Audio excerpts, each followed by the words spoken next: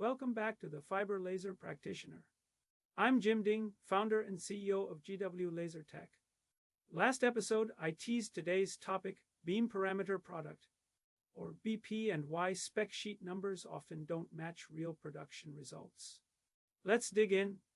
Many engineers select a laser based on spec sheet BP integrated into production, and then find that keyhole formation is unstable or penetration is insufficient. The issue is simple. The BP on the spec sheet is measured at the laser output under ideal conditions.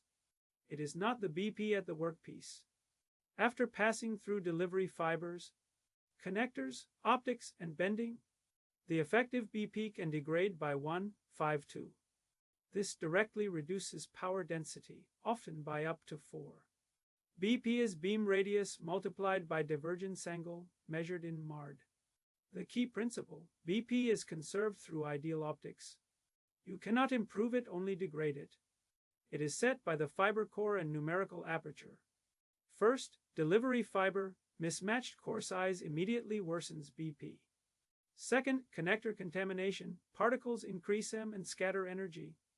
Third, optics, magnification defines final spot size. Fourth, fiber bending, induces mode coupling and beam degradation. Each stage reduces beam quality before it reaches the workpiece. Start from required power density, not laser power.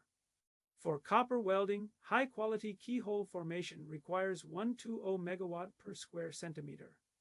From this, calculate maximum spot size. Then required BP at workpiece.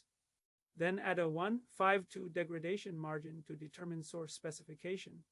For EV battery copper welding 3 kilowatts, 3- form copper, achieving stable keyhole. Formation requires a spot radius around 20-25 m. This corresponds to a workpiece BP of roughly 0.3-0.5 mard. After degradation margin, the required source BP is even tighter. Multimode systems cannot reach this limit regardless of power increase. BP is not a static spec, it is a system-level variable. 1. It cannot be improved through optics.